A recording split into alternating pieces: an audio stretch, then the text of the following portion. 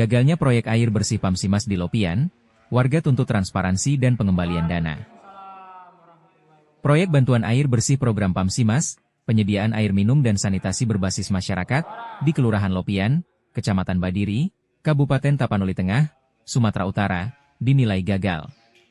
Warga menuding program yang dijalankan pada tahun 2023 itu tidak hanya mangkrak, tetapi juga disertai dugaan pungutan liar tanpa pertanggungjawaban yang jelas. Kekecewaan warga memuncak setelah air hanya mengalir beberapa hari pasca serah terima. Setelah itu, jaringan air mati total. Dalam pertemuan kedua yang digelar di Aula Kantor Camat Badiri pada Selasa, 29 April 2025, ratusan warga hadir membawa meteran air mereka yang tak berfungsi. Mereka menuntut pemerintah dan pihak pelaksana program, termasuk kelompok masyarakat, Pokmas, agar mengembalikan uang yang telah dikutip. Menurut keterangan sejumlah warga seperti Tolana Sohiziliwu, Otoni Waru, Muhammad Simanulang, dan Onlirman Nazara, mereka diminta membayar biaya antara Rp300.000 hingga Rp1,5 juta per rumah untuk pembelian meteran dan upah pekerja. Pengutipan dilakukan melalui kepala lingkungan masing-masing. Air hanya mengalir beberapa hari. Setelah itu mati total. Kami sudah beberapa kali menyampaikan keluhan, tapi pihak terkait seperti lurah dan ketua Pokmas seperti lepas tangan, kata Tolana Sohi. Membelilah termasuk kami kirim di BC nanti di setiap hari kayak sekarang ini lah.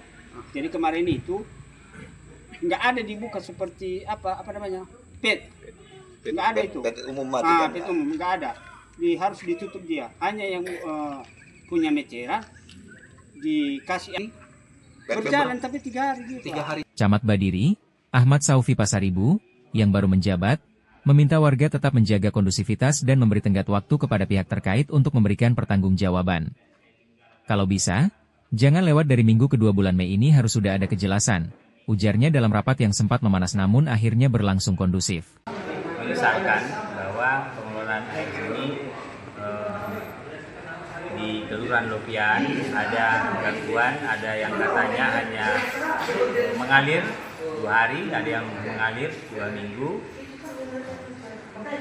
Setelah Lebaran kemarin, ya, masyarakat menyampaikan kepada saya untuk melakukan mediasi dengan pengurus dan kelurahan.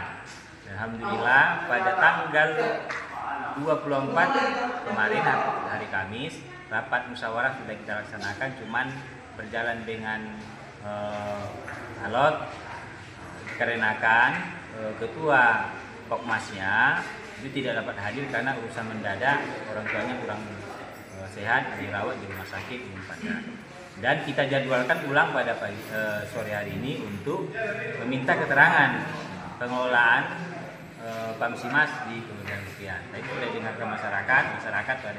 Sementara itu, Lurah Lopian, Fahrudin, mengatakan bahwa program tersebut sudah berlangsung cukup lama dan mengakui perlunya duduk bersama mencari solusi, termasuk membahas pengembalian dana jika diperlukan. Kan air itu sudah mengalir.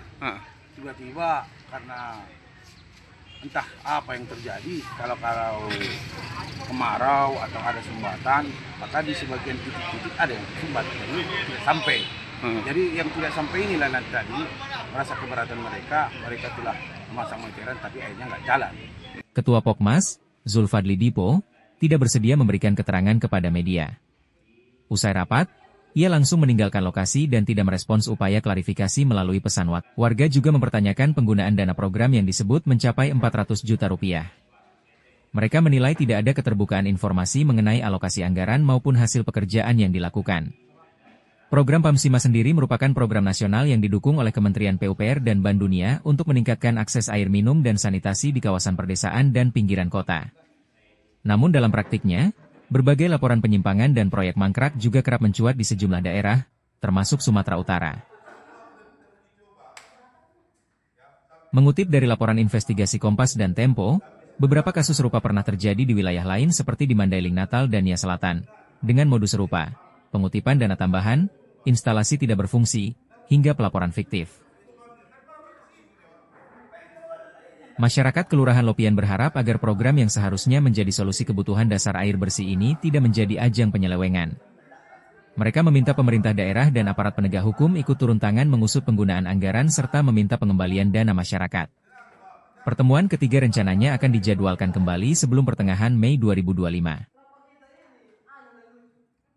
Dari Kelurahan Lopian, Kecamatan Badiri, Kabupaten Tapanuli Tengah, Sumatera Utara, tim Garis Polisi TV melaporkan.